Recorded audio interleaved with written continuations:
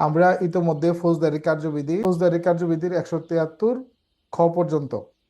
ফৌজদারি কার্যবিধি আপনার এমন একটা আইন, ফৌজদারি কার্যবিধি, এই ফৌজদারি কার্যবিধি সম্পর্কে যদি আপনার একটু ভালো আইডিয়া থাকে, একটু ধারণা থাকে, আপনি মোটামুটি পাশ করে ফেলতে পারবেন পরীক্ষায়। কারণ এইটার উপর যদি একটু ভালো আপনার ভিত্তি দাঁড়ায়, তাহলে আপনার অন্য আইনগুলো বুঝতে সুবিধা হয়। কারণ আপনি যেই আইনে পড়তে যান, সাক্ষ্য আইন ব্যতীত আপনি যেই আইনে পড়তে যান না কেন, আপনি দেখবেন ফৌজদারি কার্যবিধির সহায়তা লাগবে। ফৌজদারি কার্যবিধি ছাড়া কোনো ধরনের মাইনর অ্যাক্ট আপনার পরিপূর্ণ না। অর্থাৎ মাইনর অ্যাক্ট হচ্ছে, মাইনর অ্যাক্টের জান বলতে পারেন আপনারা, হচ্ছে সিআরপিসি। সিআরপিসি ছাড়া মাইনর অ্যাক্ট অচল। অচল বুঝেন তো? অচল। যে কোনো মাইনর অ্যাক্টে আপনি বলেন সিআরপিসি ছাড়া সে চলতেই পারবে না। দেখবেন প্রত্যেকটা মাইনর অ্যাক্টে একটা ধারা থাকে এরকম, যে এই আইনের তদন্ত, অনুসন্ধান, বিচারিক কার্যক্রমে যতদূর সম্ভব ফৌজদারি কার্যবিধির বিধানাবলী কার্যকর হবে বা প্রচলিত হবে, এরকম একটা ধারা থাকে না মাইনর অ্যাক্টে? এটা কিসের জন্য থাকে? এইটা দ্বারা আপনার বুঝায় দেওয়া হয় যে আমার যত অপূর্ণতা সব ফৌজদারি কার্যবিধি থেকে আপনারা নিয়ে এসে পূর্ণ করে ফেলতে পারবেন। বুঝাতে পারলাম? এই জন্য ফৌজদারি কার্যবিধিটা আপনারা খুব ভালোভাবে রপ্ত করবেন। এখন দেখেন, ফৌজদারি কার্যবিধি থেকে আপনি পড়বেনটা আসলে কি। ফৌজদারি কার্যবিধি কিন্তু বিশাল বড় একটা আইন, 565টা ধারা নিয়ে একটা আইন। যদি আমরা ক খ গ রে আবার হিসাব করতে যাই, তাহলে আরো বেশি হয়। সংখ্যাগত দিক থেকে 565। তবে আনন্দের সংবাদ হচ্ছে যে আপনার জন্যে 565টা ধারা প্রয়োজন নাই। আছে? প্রয়োজন আছে? কোনোভাবে আপনার 565টা ধারা প্রয়োজন নাই। ওই বেসটাতে আমরা একদম বেছে বেছে মনে করেন সবকিছু মানে পড়বো। যেমন ধরেন ফৌজদারি কার্যবিধির আপনার 42 পর্যন্ত, এই যে 44 45, এগুলো পড়ারই দরকার নাই। আমরা এগুলো পড়বো না। আমরা গ্রেপ্তার বিষয় নিয়ে আলোচনা করব। আমরা এরপরে সমন, হুলিয়া, এরকম যেগুলো ভাইটাল বিষয়গুলো আছে, মামলা, পরে 133 থেকে 148 পর্যন্ত আমাদের পড়া দরকার নাই। আমরা 149 থেকে প্রতিরোধমূলক ব্যবস্থা পড়বো, 154 55 56 মামলা নিয়ে পড়বো, 57 58 59 আমরা এগুলো আমলযোগ্য সন্দেহজনক নিয়ে পড়বো, 60 61 62 63 এগুলো পড়বো সাক্ষ্য গ্রহণ সংক্রান্ত বিষয়, তল্লাশি সংক্রান্ত বিষয় 165 166। এইভাবে যে বিষয়গুলো গুরুত্বপূর্ণ আছে আমরা খুব দ্রুত গতিতে একটা প্রস্তুতি, রিভিশনমূলক প্রস্তুতি বলেন বা আমাদের একটা প্রস্তুতি বলেন, এই প্রস্তুতিটা আমরা নিতে চাচ্ছি। যদি যদি আমাদের মধ্যবর্তী পরীক্ষা হয়, আমরা যেন একটা ভালো প্রস্তুতি নিয়ে অ্যাটেন্ড করতে পারি। যেমন ধরেন মাইনর অ্যাক্টের আমি যে নারী শিশু আপনাদেরকে পড়াচ্ছি, দুইবার ক্লাস নেই, দুইটা দুইটা অংশ বিভক্ত করছি। আমাদের মধ্যবর্তী পরীক্ষা মনে করেন আজকে থেকে শুরু, মনে করেন মধ্যবর্তী পরীক্ষার জন্য আমাদের কোন বিষয়গুলোর দিকে ফোকাস দিতে হবে বেশি। আমি বলি, যারা ফৌজদারি কার্যবিধি থেকে একদম শর্ট পড়তে চান, একদম শর্ট, আপনার জন্য 149 থেকে 176 ধারা পর্যন্ত আপনি একটা ধারাও বাদ দিতে পারবেন না। একদম অল্প কয়েকটা ধারা, কিন্তু একদম অল্প, লেখা রাখতে পারেন। 149 ধারা থেকে আপনার 176 ধারা পর্যন্ত পরীক্ষা যদি হয় আমাদের মধ্যবর্তী, এবং এখান থেকে প্রশ্ন হবেই, গ্যারান্টি দিয়ে বললাম আমি। 149 থেকে 176, মাত্র কয়টা ধারা? 27টা না বা 28টা ধারা হবে, 27টা বা 28টা ধারা। এই ধারাগুলো থেকে প্রশ্ন হবেই। যদি আপনি প্রথম দিকে একটু লক্ষ্য রাখেন যে প্রথম দিক থেকে আপনার কি প্রশ্ন হতে পারে, শুধুমাত্র এমসিকিউ, শুধুমাত্র এমসিকিউ আপনার প্রশ্নগুলো হবে প্রথম দিক থেকে। আর গুরুত্বপূর্ণ হচ্ছে আমাদের গ্রেফতার সংক্রান্ত যে আপডেট করা হয়েছে, যে নিয়মটা আপডেট করা হয়েছে, আধুনিকায়ন করা হয়েছে, সেই গ্রেফতার কি এবং গ্রেফতারের যে পদ্ধতি, নিয়মাবলী আলোচনা করুন। অনেক গাইড বইতেই প্রশ্নটার উত্তর আপনার আপডেট করা নাই। খালি উপরের পাতাটা এবং প্রথম পৃষ্ঠাতে যে আপডেট প্রকাশকাল 2026 জানুয়ারি এরকম লিখে কিন্তু বাজারে ছাড়তেছে, এইগুলো একটু দেখে নেবেন। বিনা পরনায় গ্রেপ্তারের ধারাটা একটু দেখবেন যে কোনো গাইড বই কেনার ক্ষেত্রে। আপনাদের কাজ হচ্ছে মূল আইনগুলোকে রিভিশনে রাখা এবং একজন পার্টনারশিপ তৈরি করা। পার্টনারশিপের সাথে যদি একটু আলোচনা করেন সরাসরি, অনেক লাভ হবে। দেখেন, ফৌজদারি কার্যবিধির গুরুত্বপূর্ণ ধারাগুলো আমি বললাম 149 থেকে 176 পর্যন্ত। শুরুর দিকে যদি আপনি গুরুত্ব দেন, তাহলে আপনার এই সাইডে এই যে গ্রেপ্তারের যে পদ্ধতিগুলো আছে, এইগুলো আমাদের জন্য ইম্পর্টেন্ট বেশি। এরপরে যদি নর্মাল কিছু বিষয় আছে, এইগুলো কিন্তু তেমন একটা ইম্পর্টেন্ট না। যেমন সমন কি, সমনজারির পদ্ধতি, হুলিয়া কি, হুলিয়াজারির পদ্ধতি, ক্রুক কি, ক্রুকি পরোয়ানা কিভাবে তামিল করা হয়, এই রিলেটেড প্রশ্ন হওয়ার সম্ভাবনা কম। কম না? এগুলো কিন্তু একদম নর্মাল কোয়েশ্চেন্স, এখান থেকে প্রশ্ন হওয়ার সম্ভাবনা কম আমার দৃষ্টিতে। এরপরে আমাদের তল্লাশি রিলেটেড যে কার্যক্রমগুলো আছে, তল্লাশি করার যে ক্ষমতা, এই রিলেটেড আমরা একই সাথে রিভিশন দিয়ে দিচ্ছি। যদি আমাদের শুরুর দিকে আমরা দেখি 12 ধারা স্পেশাল ম্যাজিস্ট্রেট নিয়ে আছে, এবং 42 থেকে 45 পর্যন্ত ফৌজদারি কার্যবিধি কি নিয়ে আছে বলেন তো?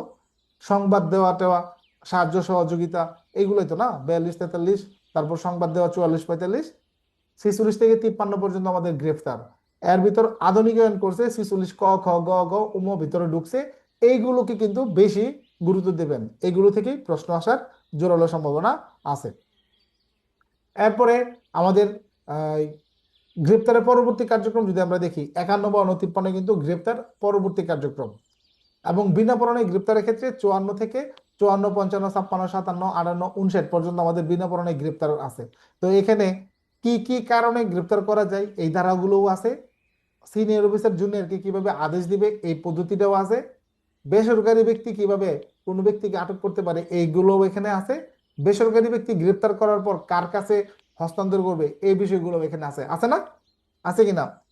শুধুমাত্র আমলযোগ্য অপরাধে না, আমলের অযোগ্য অপরাধে যদি কেউ করে, সেই ক্ষেত্রে ওই ব্যক্তিকে গ্রেপ্তার এবং জিজ্ঞাসাবাদের যে পদ্ধতি, এইটাও কিন্তু আমাদের কোথায় আছে? 57 ধারায় দেওয়া আছে না?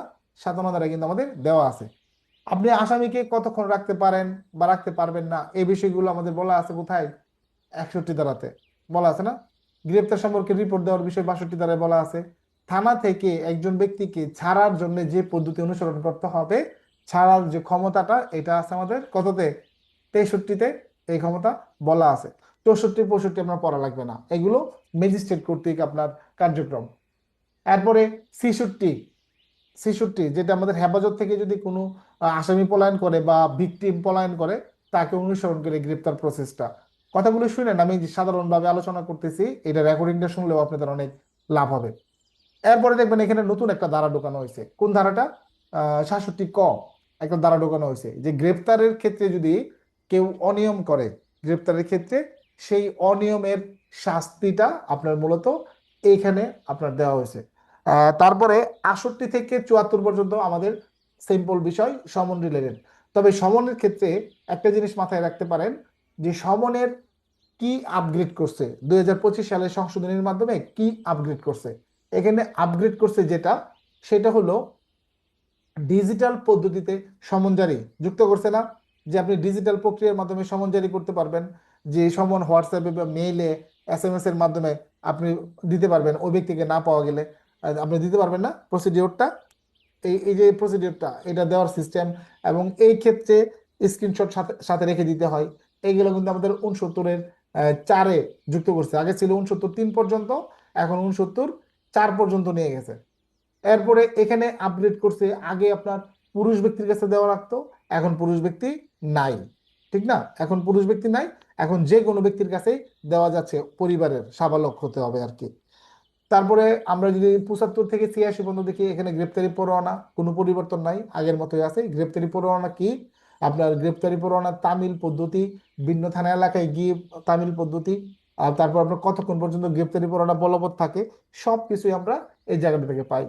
তারপর আমরা যদি দেখি 87-তে হুলিয়া নিয়ে আলোচনা করা আছে একটা ধারাতেই, এবং ক্রোকি পরোয়ানা এবং ক্রোক পদ্ধতি নিয়ে আলোচনা করা আছে আমাদের 88 এবং 89 ধারাতে। এরপরে যদি আমরা খেয়াল করি, যে এরপরের যে টপিকটা শুরু হয়েছে 90, 91, 92, 93 এই পর্যন্ত, এখানে দেখবেন একজন ব্যক্তিকে হাজির করার ক্ষেত্রে ওয়ারেন্ট দেওয়া বা সমন দেওয়ার ক্ষমতা কার? আদালতের, তাই না? সেইগুলো এখানে আলোচনা করা হয়েছে। এরপর 93 ক খ গ, 93 ক খ গ, এখানে 3টা ধারা যুক্ত করা হয়েছে, যেগুলো নতুন করে সংযোজন করা হয়েছে সিআরপিসির কোনো এক সময়। ঠিক কত সালে যুক্ত করছে আমি জানি না, কোনো এক সময় এই যে আমাদের 46 যেরকম যুক্ত করছে, 46 ক খ গ, এরকম ভাবে 93 ক খ গ যুক্ত করছে। আপনার প্রথম বিষয়টা বিদেশে সমন প্রেরণ, পরের বিষয়টা বিদেশে গ্রেপ্তারি পরোয়ানা প্রেরণ, এবং বিদেশ থেকে সমন বা গ্রেপ্তারি পরোয়ানা আসলে কি করবেন, এই বিষয়টা 93 গতে কিন্তু সুন্দরভাবে আলোচনা করা আছে। এরপরে আপনার 94 থেকে বলা আছে যে আপনার সমন দিয়ে কোনো কিছু ডেকে আনার ক্ষমতা, 94। তারপরে 95-তে বলা আছে সব ক্ষেত্রে তো আর সমন দেওয়া যায় না, কিছু কিছু ক্ষেত্রে আদেশ দেওয়া যায়। সমন বলতে নোটিশ দিয়ে ওসি সাহেব ডাকতে পারেন। তারপর 95 বলছে যে এই জিনিসগুলোর জন্য আমরা যেন 94 এর ক্ষমতা ইচ্ছা মতন প্রয়োগ না করি। তারপর 96, 97, 98, 99, 100, 102, 3, 4, 5 পর্যন্ত আমাদের একেবারে তল্লাশি পরোয়ানা নিয়ে আলোচনা করা আছে। তল্লাশি পরোয়ানার অনেক ধরনের বিষয় আছে, আমরা ডিটেলস ক্লাস কোর্স খেয়ে রিভিশনের উপরে রাখবেন। এরপরে এখানে একটু শান্তি রক্ষা সদাচরণের মুসলেখা আছে 106 থেকে আমাদের 110 পর্যন্ত হচ্ছে এটার ভিন্নতা কারণ মানে প্রকারভেদ, এবং 112 থেকে 120 পর্যন্ত আমাদের রয়েছে এখানে পদ্ধতিগুলো, কিভাবে এগুলো করা হবে, কোনটার পর কোনটা, কোন প্রসিডিওরে কিভাবে একজন ব্যক্তি হাজির হয়ে কি করবে না করবে, তাকে কিভাবে ডেকে আনা হবে, সব প্রসিডিওর গুলো আমাদের 112 থেকে 120 পর্যন্ত এখানে বলা আছে, সাজেশনে বলা আছে কোনগুলো আপনাদের জন্য ইম্পর্টেন্ট। এরপর একটু গ্যাপ দিয়ে আপনার 127 থেকে 129 পর্যন্ত আমাদের যে বেআইনি সমাবেশ ছত্রভঙ্গ করার ক্ষমতা। এরপরে আমাদের সামরিক বাহিনী আসার পরে যে ক্ষমতা তাদের, সেটা 130 এবং 132, 130 এবং 131-এ বলা আছে। আমরা পুলিশ বাহিনী বা অন্যান্য যে সিভিলিয়ান প্লাস হচ্ছে যে আমাদের সামরিক বাহিনী, তাদের জন্য যে একটা রক্ষা কবচ, এটা আপনার আছে কততে? রক্ষা কবচটা আছে আমাদের 132-এ, তাই ঠিক না? রক্ষা কবচ, যে এই ধরনের কাজ করার জন্য আমাদের বিরুদ্ধে কি করা যাবে না, আমাদের বিরুদ্ধে কোনো ধরনের মামলা করা যাবে না, আমাদের আইনানুগ কাজের বিরুদ্ধে মামলা করা যাবে না, তবে ফৌজদারি অপরাধ যদি কেউ করে সেই কাজের ক্ষেত্রে মামলা করা যাবে। এখানে গুরুত্বপূর্ণ একটা বিষয় নোটিস করেন, এটা হলো 133 থেকে 148 পর্যন্ত পড়তে গেলে মোটামুটি মাথাটা নষ্ট হয়ে যায়, তাই না? পারি না, এলোমেলো লাগে, বাদ দেন, দরকার নাই, টোটালি বাদ দেন, পড়েন না, পড়েন না, বাদ দেন। এরপরে কোনটা 149 থেকে 176, বলে দিচ্ছেন আমি আগেই যে এখানে বাদ দেওয়ার কোনো সুযোগ নাই, যারা একেবারে দুর্বল ছাত্র তাদের কিন্তু কোনো সুযোগ নাই। কেন সুযোগ নাই একটু মিলাই নেন হিসাবটা, কেন সুযোগ নাই? 149 থেকে 153 পর্যন্ত এগুলো যে পুলিশি প্রতিরোধমূলক ব্যবস্থা, প্রশ্ন আসবে, আসতে পারে। 154, 55, 56 ফৌজদারি কার্যবিধির যত ধারা পড়ছেন সবচেয়ে শক্তিশালী এই 3 ধারা, 154, 155, 156, এই 3টা ধারা না থাকলে পুলিশের কোনো দামই নাই, কোনো মূল্যই নাই, ওসির চেয়ারের কোনো দামই নাই, ওসি আর আনসার একই হয়ে যাবো 154, 55, 56 না থাকলে। কারণ এই 3 ধারাতেই হচ্ছে মামলা রুজু এবং জিডি করা এবং ইনভেস্টিগেশন পাওয়ার, 154, 55, 56, বুঝছেন? এইগুলা ছাড়া থানায় যদি মামলা কেউ না করতে পারে, আসামি ধরতে না পারে মামলা করে, তাহলে ওসির কোনো দাম আছে? এই ওসি আর পুলিশ লাইনের আড়াইয়ের মাঝে কোনো পার্থক্য থাকবে 154, 55, 56 না থাকলে? তাহলে ওই ফোর্স নিয়ে যেরকম আড়াইশে পুলিশ লাইনের ভিতরে বসে থাকে, ওই ওসিরও থানার ভিতরে বসে থাকা লাগবে 154, 55 না থাকলে। আর 149 থেকে 153 ক্ষমতা না থাকলে আমাদের পুলিশের কোনো মূল্য আছে? আপনি যদি অপরাধ প্রতিরোধ করতে না পারেন, বাধা দিতে না পারেন, আপনার কোনো ক্ষমতা আছে? কোনো ক্ষমতা নাই। 157, 58, 59 একটু জটিল লাগে, তাই না? যে আমলযোগ্য অপরাধের সন্দেহজনক সংবাদটা আপনি কিভাবে আইডেন্টিফাই করবেন? যদি প্রথম অবস্থায় আপনার কাছে কঠিন লাগে, পড়েন না। আপনার ফৌজদারি কার্যবিধির নিয়মটাই হচ্ছে যেই জায়গাটায় আপনার কাছে কঠিন লাগবে আপনি স্কিপ করবেন, বুঝছেন? স্কিপ, বাদ দিবেন।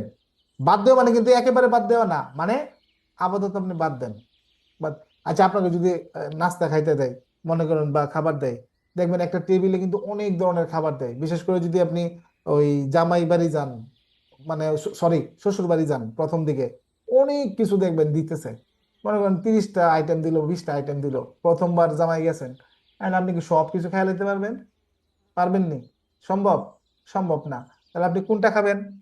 তাহলে যে যে জিনিসগুলো আপনার কাছে প্রথমে আকর্ষণীয় মনে হবে সেইগুলো, তারপর মনে হবে যে না আরেকটু খাই, এটা একটু টেস্ট করি, ওইটা টেস্ট করি, এরকম ভাবে আমার পড়াশোনাটাও আপনার অনেকগুলো বিষয় দেখে আপনার ভয়ের কোনো কারণ নাই, যেটা আপনি স্বাচ্ছন্দ্য বোধ করেন এই জিনিসটা আগে পড়বেন, এই জিনিসটা আপনি আগে পড়েন, কোনো না নাই। তারপরে যে জিনিসটা কঠিন আপনি ধীরে ধীরে ওটার দিকে অগ্রসর হবেন। অগ্রসর, আপনি যদি মনে করেন এই অমুকে তো আমার সাথে বেশি পড়ে সামনে এগিয়ে গেছে, বা স্যার তো এই জায়গা থেকে পড়ায় ওই সামনে চলে গেছে, আমি কি করব? আরে না ভাই, আপনি টেনশন করার কিছু নাই, আপনি যতটুকু পারেন আপডেট থাকেন, বাকিগুলো পিছনের গুলো আপনি কভার করে নেন। কোনো এরকম না যে এটার পরে এটাই পড়তে হবে, এটার পরে এটা না পড়লে আমি আগেরটা কিছুই বুঝবো না, ওইটা বুঝবো না, জিনিসটা আসলে এরকম না, জিনিসটা আসলে এরকম না, আপনি আপনার মতো করেই পড়েন। এই যেটা বলতেছিলাম, এরপরে আমাদের 160, 61, 62, 63, 64 এই পর্যন্ত আছে জিজ্ঞাসাবাদ সংক্রান্ত, তাই না? 165-66 আমাদের তল্লাশি কার্যক্রম সংক্রান্ত, থানা এলাকায়, ভিন্ন থানা এলাকায়। তারপরে হচ্ছে আমাদের 167 রিমান্ড সংক্রান্ত বিষয়ে ডিটেলস আলোচনা করা আছে। 167 ক, যেখানে রয়েছে আমাদের শোন অ্যারেস্ট সংক্রান্ত বিষয়, শোন অ্যারেস্ট। 168 হচ্ছে আমাদের মামলার অগ্রগতি সম্পর্কে জানানো। 169-70 এটা হচ্ছে আসামি কখন প্রেরণ করতে হবে, কখন প্রেরণ করতে হবে না, এই বিষয়গুলো। তারপরে 171 আছে আপনার অবাধ্য ফরিয়াদিকে গ্রেপ্তারের যে প্রসিডিওরটা। 172 আমরা পড়বো কেস ডায়েরি নিয়ে, তাই না? 172। 173 পুলিশ প্রতিবেদন আছে, চার্জশিট আছে, ফাইনাল রিপোর্ট আছে। 173 ক অন্তর্বর্তীকালীন প্রতিবেদন। 173 খ আমাদের ফৌজদারি মামলাগুলোর আগে তদন্তের সময়সীমা ছিল না, এই 173 খতে তদন্তের সময়সীমা এখানে ইনক্লুড করছে।